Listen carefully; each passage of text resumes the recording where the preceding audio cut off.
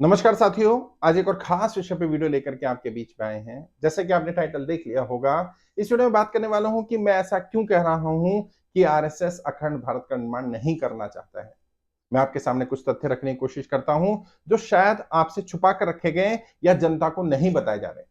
सबसे पहली चीज तो, यदि मुझे किसी को अपने साथ जोड़ना होगा, तो मैं उसे बुरा नहीं कहूंगा, मैं उसे गालियां नहीं दूंगा, मैं उसके खिलाफ अपशब्द नहीं बोलूंगा, बल्कि मैं उसकी तारीफ करूंगा, उसकी मदद करने की कोशिश करूंगा, उसके साथ संवाद करने की प्रक्रिया को आगे बढ़ाऊंगा।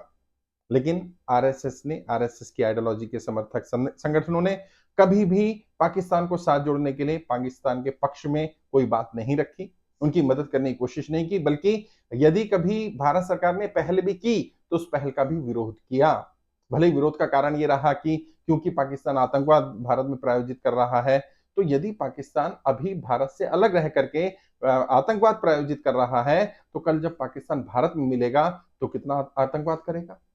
फिर जो भारत की वर्तमान आबादी है उसमें 14-15% मुस्लिम आबादी है, लगभग 18 से 20 करोड़ के आसपास। पाकिस्तान में लगभग 16 साढ़े 16 करोड़ मुस्लिम है। ऐसे ही बांग्लादेश में भी लगभग 16 साढ़े 16 करोड़ मुस्लिम है। तो यदि इतनी बड़ी आबादी का चंक भारत में ऐड हो जाएगा, तो मतलब क्या भारत 50 करोड़ मुसलमानों को स्वीकार करने को तैयार होगा? क्या आरएसएस स्वीकार करेगा? अभी जब आबादी में 14-15% है, तब इतना कॉन्फ्लिक्ट हो रहा है। जब आबादी में 40% के आसपास मुसलमान हो जाएंगे, तब कितना कॉन्फ्लिक्ट होगा? क्या आरएसएस इसको स्वीकार करेगा?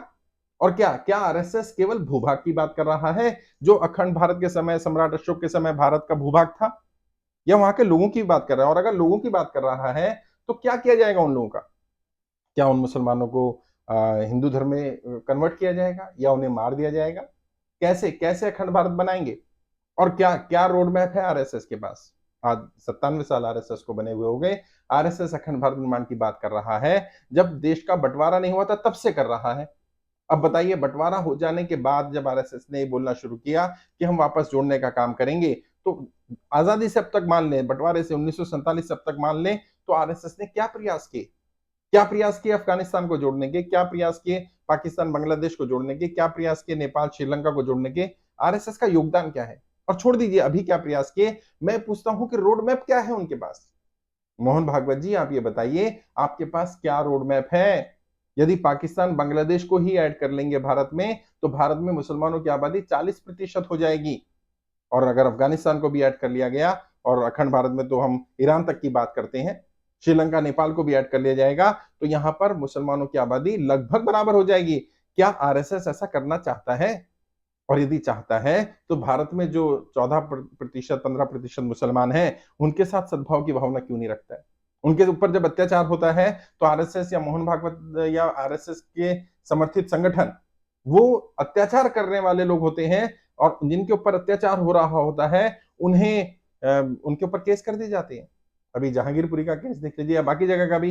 तलवारें हाथ में लेकर के नारे लगाए जा रहे हैं, उनके खिलाफ बोला जा रहा है, भारत में रहना होगा तो जय श्री राम कहना होगा, नहीं तो भारत से भगा दिया जाएगा, आपको पाकिस्तान भेज दिया जाएगा।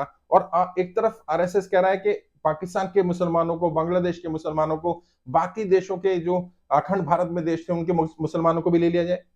तो क्या अखंड भारत में केवल भूभाग की बात कर रहे हैं मोहन भागवत जी, या वहां के लोगों को लेने की बात कर रहे हैं? मेरा मेरा पर्सनल मत ये है कि ये एक शगुफा है जो छोड़ा गया है, जो इतने दिन से छोड़ा जा रहा था। ना तो उनके पास कोई रोड मैप है, और ना ही उनकी कोई ऐसी मंशा है कि वो अखंड भारत का निर्माण कर सके। और यदि यदि वाकई आरएसएस के लोग, यदि आरएसएस के समर्थित संगठन के लोग वाकई सीरियस हैं और वाकई कुछ सार्थक प्रयास करना चाहते हैं इस डायरेक्शन में, तो उन्हें एक रोड मैप बनाना चाहिए। यदि उनके पास रोड मैप नहीं है, तो वहां बात करें, संवाद करें। हमारे पास एक रोड मैप है, मैंने एक रोड मैप बनाया है। नागपुर में मेरा सेशन था चितनवी सेंटर में, वहां आरएसएस के साथी भी आए हुए थे, मैंने उनके सामने भी रखा। 20 ईयर प्रोग्राम है पूरा, 20 वर्ष में हम अखंड भारत निर्माण कर सकते हैं। लेकिन उसमें हम भूभाग का विस्तार नहीं करेंगे। उसमें ऐसा नहीं होगा कि किसी पर जबरदस्ती कब्जा कर लिया जाएगा। सभी देशों की अपनी स्वायत्ता बनी रहे, और फिर हम यूनाइटेड इंडिया ऑर्गेनाइजेशन बना पाए। संयुक्त भारत संघ की स्थापना की जाए। संयुक्त भारत संघ में वो सारे देश सम्मिलित हों जो सम्राट अशोक के समय में थे, और उसमें म्यूचुअल अंडरस्टैंडिंग के माध्यम से एक दूसरे की मदद करने के लिए भारत एक बड़े भाई का रोल प्ले करेगा। भारत की जिम्मेदारी होगी कि इन देशों में शांति बनाए रखे, उनको कोई भी मदद चाहिए, आर्थिक, सामाजिक, राजनीतिक, उनको जिस तरह की मदद की जरूरत होगी भारत निस्वार्थ भाव से मदद करेगा। भारत उनके आंतरिक मामलों में इंटरफेयर नहीं करेगा, लेकिन उन्हें बाहरी किसी भी तरह का आक्रमण होगा तो उन शक्तियों से भारत रक्षा करेगा, एक बड़े भाई का रोल प्ले करेगा। और तब करेगा जब भारत अंदर से मजबूत होगा। तो अखंड भारत के लिए पहले भारत को अंदर से मजबूत बनाना पड़ेगा। अंदर से खंड खंड भारत, अंदर से जाति धर्म भाषा क्षेत्र लिंग में बटा हुआ भारत, वो अखंड भारत का सपना जो देख रहा है या जो लोग दिखा रहे हैं वो सच में झूठ बोल रहे हैं। उनकी ऐसी मंशा नहीं है, और अगर है तो मैं चैलेंज करता हूं, मैं भारतीय जनता पार्टी के लोगों को और बाकी जितने भी संगठन आरएसएस से जुड़े हुए हैं उन सबको चैलेंज करता हूं। आपके पास यदि कोई रोड मैप है तो रोड मैप रखिए। क्या करेंगे, क्या करेंगे उन लोगों का जो अखंड भारत में जिन देशों में लोग रहते हैं उनको सम्मिलित करेंगे कि नहीं करेंगे? क्या आप केवल भूभाग की बात कर रहे हैं? और अगर भूभाग की बात करें तो उन लोगों का क्या होगा और रोड मैप क्या होगा? क्या हम युद्ध लड़ेंगे उन देशों से? क्या लड़ाई करके उनको अपने कब्जे में लिया जाएगा? और यदि लड़ाई करके लिया जाएगा तो भारत भी एक न्यूक्लियर पावर है, बाकी देश भी न्यूक्लियर पावर है और दुनिया के और भी देश हैं जो उनके समर्थन में आ जाएंगे। तो क्या भारत विश्व युद्ध करना चाहता है? क्या भारत अखंड भारत के जो शगुफा छोड़ा गया है वो ये इंडिकेट करना चाहता है कि हम लड़ाई करके उनका भूभाग कब्जा करेंगे और वहां के लोगों को मार देंगे? और क्या दुनिया का कोई भी देश इस तरह की त्रासदी को, इस तरह की मानव त्रासदी को स्वीकार करेगा? कहीं ऐसा ना हो कि भारत के खिलाफ ही सब लोग हो जाएं। तो रोड मैप क्या है वो बताएं। जब तक रोड मैप नहीं दिया जाएगा, जब तक उन लोगों के साथ जिन लोगों के साथ आप ऑलरेडी रह रहे हैं उनके साथ आपकी सहानुभूति सिंपैथी नहीं होगी, और जिन देशों को आप जोड़ना चाहते हैं उनके लिए कुछ सार्थक प्रोजेक्ट नहीं होगा, तब तक वो भारत के साथ नहीं जुड़ेंगे। वो भारत को अपना बड़ा भाई क्यों स्वीकार करें? भारत ऐसा क्या रोल प्ले कर रहा है? भारत उनकी जिंदगी में क्या आसानी कर रहा है? भारत उन्हें क्या दे रहा है? भारत के साथ जुड़कर उन्हें क्या लाभ हो सकते हैं? वो लाभ उन्हें बताने पड़ेंगे और उसके लिए कोई रोड मैप रखना पड़ेगा।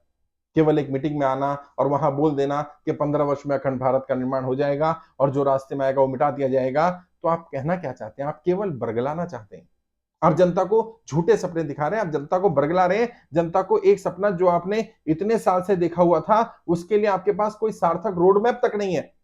वो रोड मैप रखने की आप स्थिति में नहीं है, केवल शगुफा छोड़ने की स्थिति में है।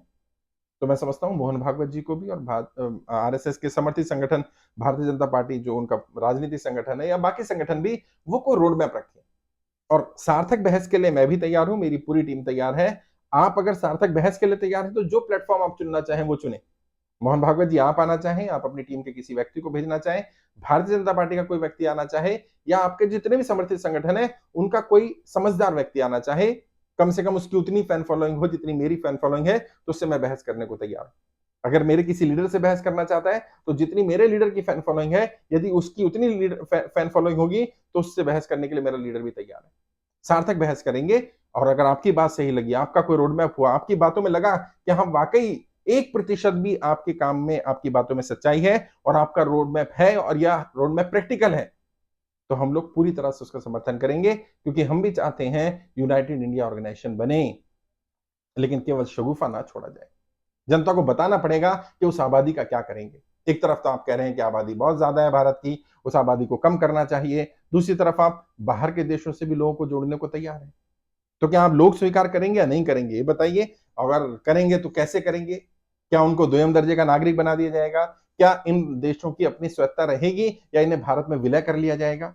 यूनाइटेड इंडिया ऑर्गेनाइजेशन का, संयुक्त भारत संघ का हमारा रोड मैप क्लियर है।